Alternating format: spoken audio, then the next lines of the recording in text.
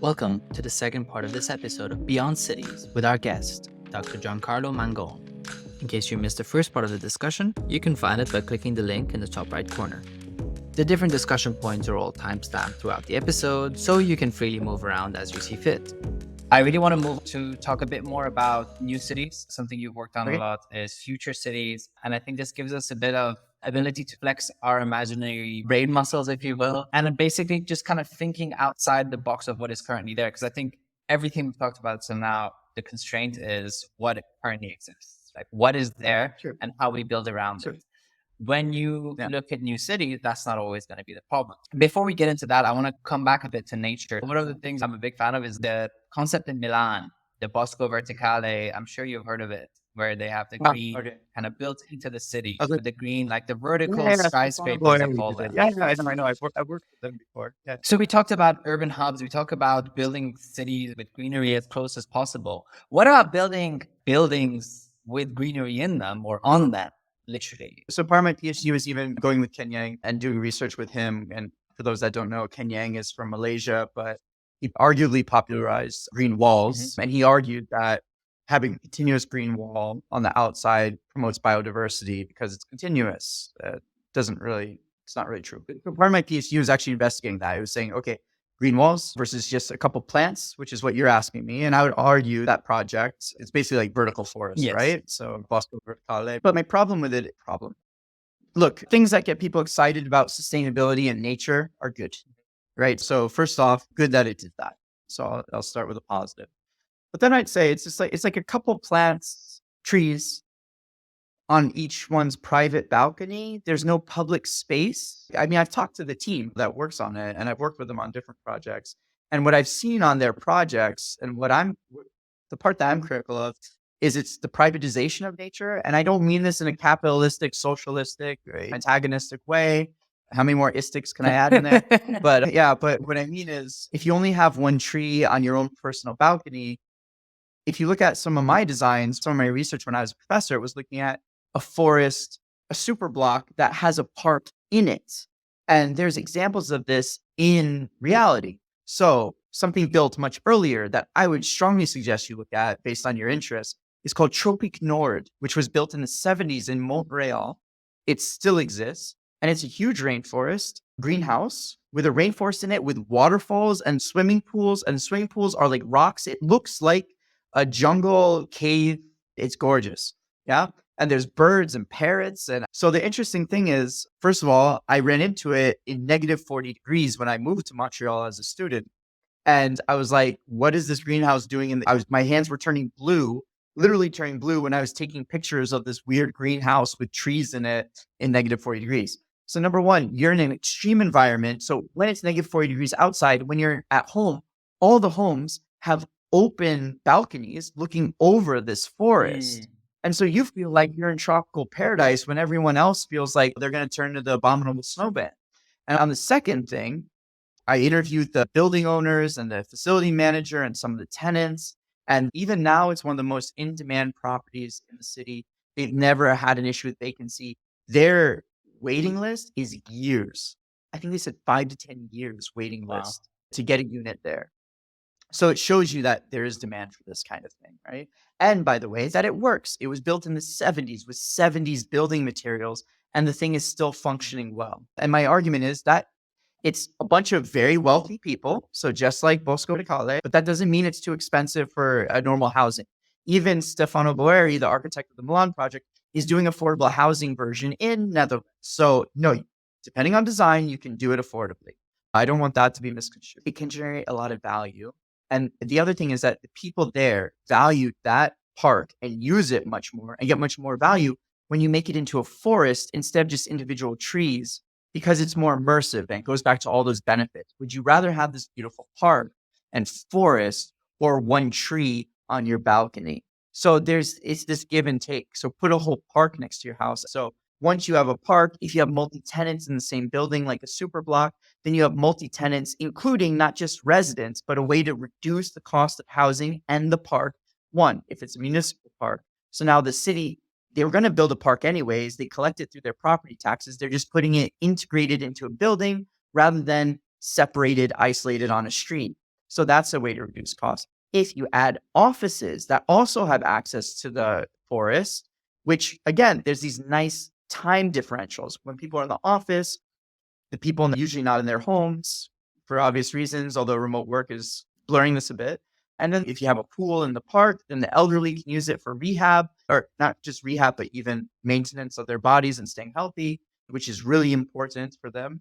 And then the rest of the community can use it when they're not using it. So you have a higher use of a quote unquote more expensive asset, but also medical costs. It's been shown now that you can reduce medical care, which is skyrocketing everywhere, by having more processes and functions and services happening close to your home than in the hospital. So now, again, if you integrate elderly in the same block as other families and children and single people, having that nursing station for the elderly, if it's an assisted care place or not, but just having a nursing center there, they are using it. So there's a low risk for the medical company to invest in and to operate. But then you also get acute care access for families, which your kid always gets sick, as far as I'm told. It happens quite a lot, and everything else. There's a lot of economic benefits and savings that can happen.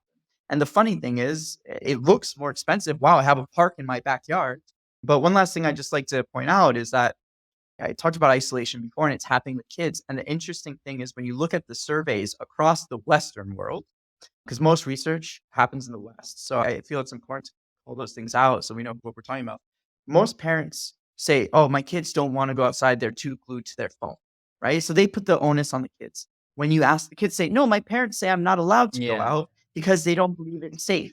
Even though in North America, the amount of kidnappings from kids being outside is less than 1%. I think it's even less than 0.01%, if I remember right.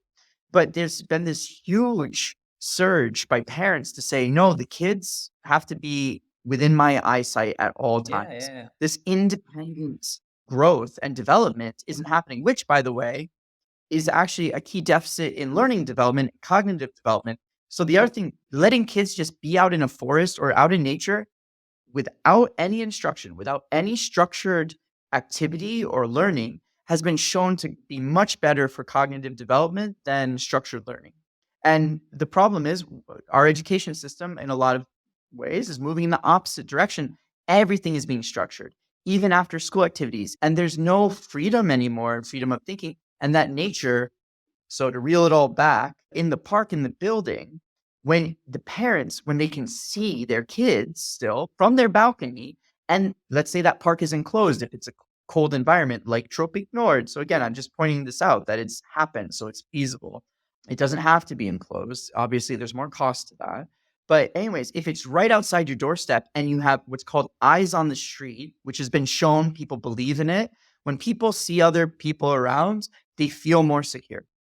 And so also, if the elderly are in the same building and using the same park, and by the way, when you're walking to the same entrance as hundreds of other people, because you're not an individual house, you're in more apartments. So you talk sometimes to your neighbors, or at least you see them in the elevator and at least you do the heads up, maybe. There's a certain level of security. But on top of that, the elderly can provide childcare. And the elderly can teach the kids how to garden, which has been shown to improve cognitive development and maintenance for the elderly, but also happiness and social connectedness and development, all these lovely things. So, I mean, we can get around these huge issues, such as depression and loneliness, through making our communities much more connected, through making much better spaces and much more public spaces and much better connections to nature, through a community-oriented and community-scale approach.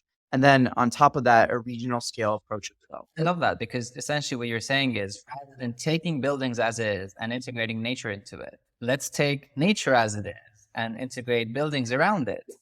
And I mean, from across the spectrum, I think it makes sense, because people above the age of 70 are known to have longer life if they have children around them. It's a known fact that geriatric care increases when you have a reason to live and children that kind of gives you a reason to want to continue. I would argue it depends on the kid. Have you seen Home Alone or Dennis the Menace? Don't look too healthy. Look for him. Well, I think it also depends if they're related to you or not. But when I was in London, it was a common thing where people sign up to go and spend time with elders who have no family or whose family live far away. And there had been scientific studies that showed how this actually impacted how long they lived, especially if they didn't Yeah. have family that came and visited and so on and so forth. And again, there's been countless studies on the impact grandparents, but really elder people have around the grandchildren and how they grow. Well, I'll give you two examples. So a Dutch example is they have college kids who are actually, they give them housing in the same mixed use development as elderly, and they're required to spend time with the elderly, maybe do some chores for them and everything else. Of course, they benefit financially. And that's one thing I forgot to mention about what I call intergenerational housing. You're actually creating jobs for people because now the elderly can provide care. Maybe they're providing maintenance both to the garden and the park and the building. I mean, there's so many ways to actually generate economic opportunities or reduce costs for some people. And again, it's such a low cost because that cost of a couple people maintaining the garden distributed across all the people living in the apartment is very low. So anyways, the Dutch example is the college kids, they do these chores, but also create these relationships with these elderly. So I would also argue, by the way, that a lot of this research shows not only do the elderly benefit, honestly, we benefit from being more friendly and what I argue more human to each other, which what I mean by that is being more social to each other and actually being nice to each other and saying hi when you walk down the road, which is really, unfortunately, I've noticed, maybe it's just the places I'm living, it's disappearing. And a lot of it has to do with the phone because we just stare at the phone everywhere. So we never talk to anybody anymore. They've done studies where you have the phone on the table at dinner and you have less meaningful and deep conversations just by the phone being there because cognitively, subconsciously, you just want your brain to be able to jump out of the conversation and jump on your phone if you get a tweet or, they're not doing so good anymore. So if you get a WhatsApp ping or an Instagram. So the second example was look back historically, ancestrally at human civilization. And even history was passed down orally, mostly through the elders, through very elaborate community gatherings that everyone came to. And they were told through these stories, which then created drama and the arts and culture, right? Eventually it evolved to plays and Shakespeare. That's how we transpired our stories and our entertainment from one generation to the other. And the elderly would teach life skills. There's always a value to someone who's walked this earth for so many years. They've seen a lot more than we have, and there's always something to learn. No, 100%. I mean, you put it on the money. The nuclear family as it exists today is a relatively new thing up until less than 100 years ago. But let's say 100 years ago, we didn't have these single families that lived in a single home. You'd have grandparents and aunts and uncles and cousins. And a lot of parts of the world, that's still exactly the case. This is really more of a Western phenomenon, I think, than it is a general. But not necessarily Western. I mean, arguably, and I could be wrong, Anglo-Saxon. Because if you look at the blue zones, Western includes Sicily, the Japanese. If you look at a lot of the blue zones, the case studies that I read, they never came to conclusive evidence. But the similarities that you see is like the elderly were completely valued and cherished by the community in Sicily, where everyone stops by to tell them about their day and to talk about their lives and to just spend time with them on a daily basis. And they even help them with their daily activities. Now, on top of that, they're in communities where they're forced to actually do physical activity. So it's hilly. So you have elderly doing very active lifestyles that you just frankly don't see in the suburbs in the West. It's just a paving and you just move with your car or whatever. And even when you're old and can't drive, aren't allowed to drive anymore in some cases, someone else drives you. You're not walking. So there's also a difference in the lifestyles. And I wouldn't say West because I think that's too broad brush. I think that makes perfect sense. And I like the sort of natural part of it. So I want to go in two different directions at the same time. First, I want to talk about just health in general. So like obviously looking at nature and everything around it is good. What about fitness, right? Working out, whatnot. How do you integrate that into something like this? What are your thoughts on that? Let's start with that and then build up. Everyone has their own approaches. And I already said within 400 meters, there's a park. People are going to use it. So I've looked at the research. It's not definitive because it doesn't test every individual thing. But basically, to promote activity, one, nature access seems to be one of the key unfortunately, we go back. And honestly, because my PhD was a lot about nature access. And after that, I was like, okay, I want to move on. And even when I'm sustainable city, healthy city, livable city, exercise city, elderly city, everything somehow pulled me back to nature every time. Yeah. And the book I'm writing now that's taken way too long and it's going to take way too long, but it really is going into that. Yeah. So activity one is unfortunately nature access. And two, it's diversity of activities, right? So having a gym access is one thing, But that's what I try to do, is like create all different forms of opportunities. So you design a cliff that's for nature, but also people can go, of course, rock climbing, but just putting in stairs, like putting in means of even these micro exercise opportunities. But again, rapid access to high quality nature. So if you have a forest next to the city, you can really disturb the nature, because we say don't disturb, don't destroy anything. No, next to the city, make it highly active, highly disturbed. There you can do dirt biking trails and 4x4 trails and hiking and yoga at the top of a mountain, or hanging in a tree house, weird Instagram stuff, stopping but floating on a tree on a, some sort of board. You can have wellness spas. You can have cultural activities and festivals. And that's where what I do usually is go in and see what are the local resources, what are the local natural assets, and then what opportunities for recreation and for tourism and wellness can we create. So I think it is contextual, right? So you can enjoy different landscapes in different ways, but there's so many things you can do. So So you build all of it into it. And how would you do the residential side? So you would do, like, let's say, I don't want to call it a park, a space, a natural space that is then surrounded by residential and commercial buildings. You Yeah, call that and I one mean, hub, and then you do another one of those next to it, or how do you organize that? yeah, exactly. No, it's a great point. So that's where you got to look at, again, at systemic level, in my opinion. You say, okay, the cost of all these buildings. So we have this much population. So we need this much units of housing, which supports this much commercial office space and this much retail and blah, blah. So you get your overall GFA for the city.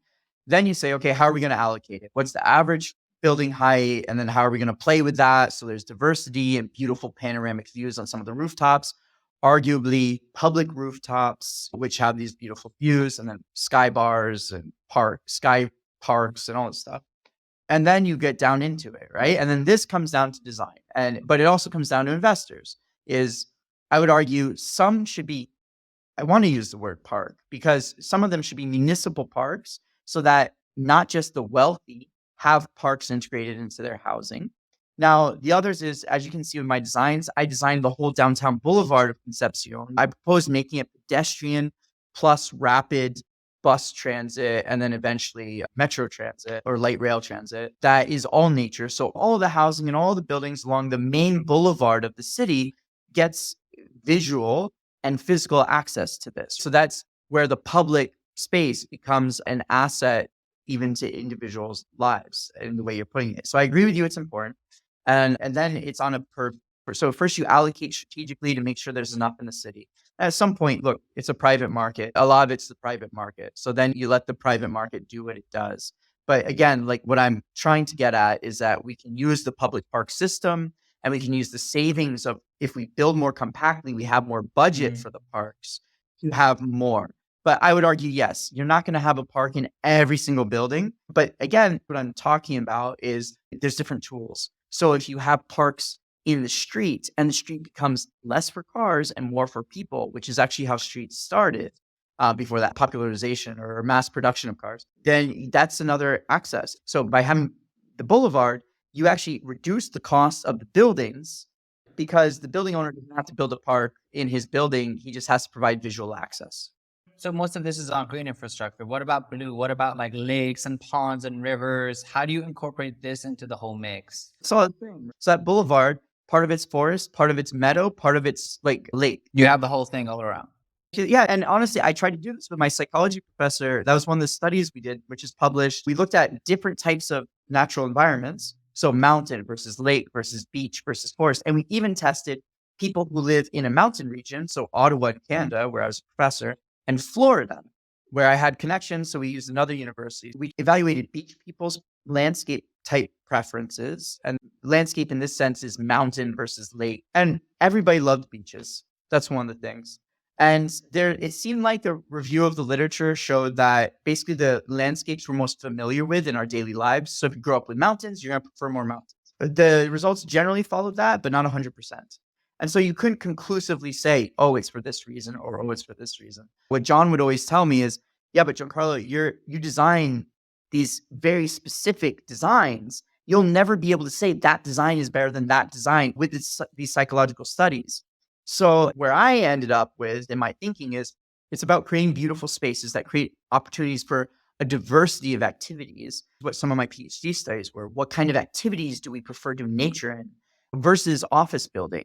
And so we had like 10 different office types, like individual office, open workspace office, a meeting room, lounge, all the standard office types, even the Google Perk office types we had in there. And then we also had different nature types. We had forest, dense forest, open forest. We had meadow, cave, swamp. And we said, what kind of nature would you prefer to do your work in? And so for a lot of activities, they prefer working in nature, but not the same type of nature. For different activities, it was different types of nature. And for different people, it was different type of nature. So there's not one size fits all. And so where that's leading me to saying is it's diversity, and nature naturally has diversity. And that brings us back to your point, which, by the way, I never codified my work that way, which is instead of designing the city and just putting some piece of nature in artificially, it's about bringing nature in and then building the city around it.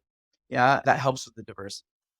You set me up perfectly because where there is nature already that you can kind of build around. So ideally, if you have some forest here and then a meadow and then a lake and then a mountain and Yes. then a beach, you build around that. That makes perfect sense. But what if we destroyed everything? Yeah. Ideally, don't destroy everything and build something nice around it. But what if you are building something from scratch? And that's a lot of projects in the Middle East and Egypt, in Saudi. The Neon project, I think, is the one that most people would know about, where you are literally building something in the desert where there is not a lot of the kind of nature that we were just talking about. I would argue that desert life is in itself a nature that kind of people like. But what do you do there? Do you then come in and artificially build something? So, I worked on that project Exactly. before at the beginning, before it became the line. And number one, there are mountains there. And some of the people working on the project found that, actually even here in UAE, talking to the Department of Culture and Tourism and the anthropologists, this used to be a verdant river with like either elephants or woolly mammoths, some huge, large mammal walking around.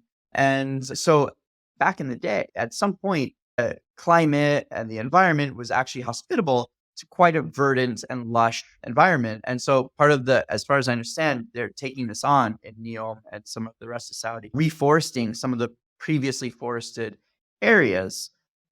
I don't know how it's working sustainably or like if they sort all that out or not. I really don't know. I left before that happened. But so number one, there was pre-existing nature. And so my argument for that, so just to answer your question is, well, number one, work with what you got. So you got some nature. So there's that. But again, I go back to the diversity observation, which is create different opportunities and different experiences. Because like with everything, humans are fickle creatures, right? We crave diversity. We get bored doing the same routine, yet we fear change. So it's a weird thing. It's a bit of a conflict. But anyways, the point is, yeah, we appreciate diversity. So if you only have one space all the time, you might get tired of it, right? So diversity tries to help mitigate that. Okay, so a bit of everything would be the kind of logical way to go. Not everything. Well, look, I said contextual, right? So, something that's hugely resource intensive. Right. Yeah, No, don't do okay, it. that's fair. I mean, a bit of everything is in like some green, some wood, some water Yeah. features of sorts. Yeah. Incorporating that to something, Yeah. even if it's a But small amount. again, work with what you got. Because even in the desert, there actually are opportunities to expose water because there are like subcut and different natural landscapes. So it's not always resource intensive. And it is possible. You brought me to something else that I was thinking about earlier. So we talk about greenery, nature, and sustainability and resources. I think one of my favorite adages, I think it was Chris Swan from Masdar who told me this: smart isn't always sustainable. He was talking about all these technologies that come into play, and we don't always kind of think about it, but smart has no bearing on sustainability. But my next point to that is nature isn't necessarily always sustainable. California, for example, where I think, if I remember correctly, the majority of domestic water usage was in watering lawns. I don't know if this is all of California or some of the suburbs, but basically, like the majority of the water was being used to water lawns. And what the government started doing is saying, okay, we will pay you to literally not plant grass anymore and plant something more sustainable. Las Vegas has been doing that for, I think it's decades now at this point. But again, zoom out. Look, so the first thing I'd scold you on is let's look regionally first. Okay. Because the quantum of water consumption of cities is like, I think, I can't remember. I haven't really looked into it, but I think it's like 5%. Anyway, it's minuscule. It's like 5% of the state's water consumption. The vast majority of water consumption comes from industrial and agricultural, and the vast majority is actually agricultural, especially in California's case. So number one, it's weird when you see, oh, we're running out of water, so now we're going to do these draconian restrictions on all the residents, when really it's such a minuscule amount, right? So it seems more like they're doing it to look like they're doing something impactful, meaning the regulators, versus actually doing something that's impactful. So you need more efficient agriculture. I So mean, it's not the case that the there's a water lot. is a big user, are you saying, for lawns? So it is. So lawns tend to, I think it's roughly around 30% generally in suburbs Mm-hmm. is the quantum of consumption. And it can even be higher because now as technology gets smarter, one way it is more sustainable is all of our mechanical systems are becoming more efficient. So that is one way that smart does actually equal sustainability. But I do agree that smart city doesn't always equal sustainability. Yeah, lawns in suburbs definitely consume a lot of water and it's unnecessary. And why does it have to be lawn? Can it be something else? Some native plants that could survive. There's other ground cover that actually, in the Middle East, we use different ground cover, not all the time, but there's places where we use different ground cover instead of grass, which consume much less water. I kind of want to get into the self-sustaining city. It's a concept that we're talking a lot more about. I don't know if you've seen the design for Dubai. It's called a circle, where some architects came up with a concept design where they essentially create a circle around the downtown of Dubai. And within this, you have like a transportation hub where there's like a metro station that goes all around. There's greenery that's inbuilt into this concept. There's water generation from air. There's solar panels across, so productive farming across the board. So you have greenhouses and vertical farming in the city that essentially allows you to fully sustainably, if you will. How does self-sustainability and creating your own resources play into this kind of city design? When you have nature, obviously there's certain parameters that need to be considered. Water availability is a big issue, for example, in the Middle East. Sunlight is a big issue in some other parts of the world. How do you account for that when you're thinking of everything we talked about today, but then also making that self-sustaining to whatever capacity that's possible? See, I fundamentally disagree with that thesis that you said the majority of it is self-sustaining, and I would argue that's false. Okay. And that actually the majority of it is not self-sustaining. So because any city, so first of all, economics. Rule number one, economics, is one community benefits and grows and prospers from interactions and commercial interactions with other cities. So we have one earth. We actually all depend on each other. And this self-sustaining thing, I never agreed with the build your own home out of tires in the woods. That's actually hugely environmentally destructive. So these people that say, I would have all the time when I was a professor. Oh, you're a professor in sustainability. Oh, great. You must love it. I have a cottage and it has solar panels. I draw my energy. I'm off the grid. So, I'm really sustainable. I'm like, no, you're one of the most destructive. You have one of the biggest ecological footprints in the world of any human being, like, because you're taking up land. And not only that, when you build in rural areas, you have to have a road. And it's shown time and time again, whenever you build a road, even if it's just for one house, over time, it draws other people. And over time, it expands and consumes. And so sprawl, even if you build it with all waste materials, your home, you have a much larger environmental impact than if you just took an apartment building downtown. So that's number one. Now we're going to the larger scale, which is your scale that you want to talk about, which is the city. Doesn't make any sense because look at every economy, look at every country. Does the US, do all the countries in Europe, are they experts in every industry across everything? Do they manufacture everything that they need? No, they're manufacturing exported to Southeast Asia. And then by the way, they also claim that they're reducing their environmental footprints. And usually, not all, I don't think all the time. I think sometimes they're fair about it. But most of the time, what they're claiming is actually them exporting their pollution to another country and then saying that country is polluted. A lot of times they don't account for the environmental impact and footprint of what they've offshored. Yeah. And exported. So yeah, number one, actually the majority of their resources that any city needs, because by the way, okay, fine. Let's run through your scenario. I'm not picking on you, but I'm just saying. I didn't create the design. Yeah. No, but I mean, look, what are they doing? Is the city doing the mining for the nickel and the cadmium and the copper and the iron and are they doing the smelting and the manufacturing? Okay. I think your issue is with it's not like 100% self-sustaining. I think the idea here is that it can sustain itself, at least in terms of general resources to some degree. So water, energy, food. Think about like if you were under siege, you could survive for 6 months to a year without outside. No, they did studies like Cincinnati. If you just use the rooftops and the vacant lots, you could provide 100% of the food through backdoor gardening. So yes, there is some potential to that. My issue is if you make it a goal or an objective, it's isolationism and it's promoting that.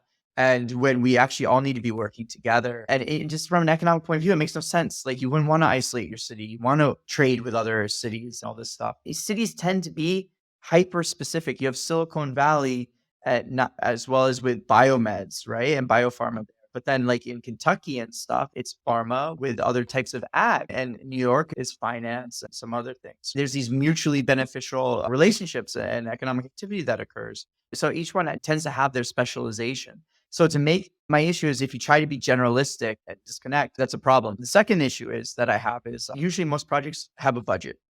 I say usually because there are projects that don't have budget that we're kind of familiar with. And projects that have budgets, you can't solve every problem. And context. So, for example, in Ontario, in Canada, it's something like 80% or more of the energy is produced by hydroelectricity, which most people would argue is renewable. So does it make sense to then paper Montreal with solar panels, or which costs money, by the way, and requires resources when your energy source is already renewable? Or should you look systemically, what is the biggest negative environmental impact my city is having, and how do we mitigate that? And so I have the same argument for the self-sufficient city. Not only that, but even the infrastructure. So sustainable, like solar panels. So solar panels, right? It's better if you look at that regionally rather than individual city, because then you share the cost across multiple cities by having regional power plants as opposed to city power plants. Now, people argue about the size of power plants, and actually it's the size of a city, so it's fine. But my point is, I think a clearer, potentially more effective objective is maximizing your impact. And to do so is if your goal is an ecologically positive footprint at the city level. And I have not seen one city globally who has ever achieved that. And I'm like 99.9% sure no city has achieved that. And so the point is, we don't even know how to achieve that in a lot of the systems. Name me a city that has actually built a fully comprehensive circular economy? I work on many projects which work on circular economy with the people who claim to be the leading experts in the world. I'm not going to name any names. And we get into meetings and they say, who do we know that actually knows how to build a circular economy? It's kind of mind blowing. And then I look at what they're doing, and I have experience developing industries through the projects I've worked on. And I know actually a lot of things that you have to do to set up the foundation and step 1, step 2, step 3. And I haven't seen a single project that has gone that route, right? In terms of, okay, what industries do we start with? And then how do we build on it? And then how does that eventually become comprehensive? But I think what you're going to find if we start going in this direction, which arguably we need to, in terms of climate change and the lack of resources, we're running out of resources. We're consuming more resources than exist. I think what we're going to find is that you can't have one city have a completely circular economy in terms of producing everything. It can be circular, I think, but it's probably going to be through cooperation amongst different cities with different, because also to have an effective industrial area. So I work on industrial planning a lot of times. Usually you have an ecosystem of plants that have feedstock or materials, or there's some mutual benefit for them being next to each other. And that tends to be the successful industrial areas. There are large industrial areas that kind of do blanket brush stuff. But honestly, the more effective ones tend to have these specializations where they actually benefit each other, mutualistic benefits, symbiotic benefits. So I think, I don't know, and I haven't seen it, and no one's seen it. And as far as I know, no one's even done the research on it. But I think to have fully, truly circular economies, you're going to have these different areas and cities working together. Fundamentally, look, there's the dumb answer, which is, if you provide enough solar panels and you have desalination in your city, then boom. If a hurricane hits or aliens invade, you can wall yourself off. But I don't know what the point of that I get what you mean. conversation It's sort of like, because again, this is a concept. So, and there's a lot of concepts out there for cities that people propose to be self-sustaining. But I get your point. Why live in that mindset to begin with, where you should really be focusing on how do we, in a global infrastructure, work together to make cities for everyone more sustainable? I'll just give my personal impression. When I hear about something like that, it sounds like a vanity project in the sense that, and maybe that's probably the wrong term. It seems like they're just trying to use a buzzword to garner some attention to their idea and get people to talk to them and create a business opportunity for themselves. Or they just fundamentally don't understand sustainability, or they have some other objective, or they've been asked to do something. There's all these different things. But the point is, we're out of time. We've already killed 70% of life, 70% of things that were no longer are. When we go into a forest, there's much less bird song, there's much less smells, there's much less life, which we lose from. And even like fruit doesn't taste as good. The chemicals, the flavonoids, I don't remember what they're called, but there's research, Japan and other people have done it, that the taste of fruit is worse now, not just because we own the commercialization of crops. So we don't pick, we get rid of the species that taste the best in favor of the ones that are the most durable so they can sell the longest. But not only that, the same fruit has 30% less taste than it did 50 years ago because of climate change. But not only that, our enjoyment of life is being reduced. On top of that, with more natural disasters, we're not able to enjoy life as much because we have to deal with problems. But the cost of living is also going up. And no, if you unfortunately end up in one of these really high impact natural disaster areas or experiences, your whole life can be disrupted in a way that maybe you can't come back from for a lot of people, a lot of people. So we have huge problems that need to be addressed now. So for me, it's like, get out of this stuff and focus on, we need to create circular economies. We need to figure out a way we're consuming more resources than the earth has, full stop. So somehow we need to square that circle. Yeah. So circular economy is one way of getting, not the only way of getting there, but that needs to be addressed. Just resource consumption needs to be addressed. We can't destroy all of nature because it not only for resources, for oxygen, for water levels. By the way, desalination is getting so high in the Middle East that some people are saying the desalination plants won't be able to desalinate water in 10, 15 years because they've made the water so much more saline. I don't know if that's true. I haven't seen any research papers on it. So I find it a bit, I really don't know. But I do know that people who grew up here have told me that the water is much more saline now than it was when they were growing up. But if you extract, so over time, even some of these issues might make places unlivable, is my point. I completely agree with that. And I think there's no disagreement that something needs to be done. Is what's the best way to go about it? But maybe not from an isolationist mindset, but localization is important. You mentioned regional power generation, but when you produce power at a distance from where it's going to be consumed, you lose a certain amount of power. It's a small amount, but we're talking 5% here. That's a big amount, right?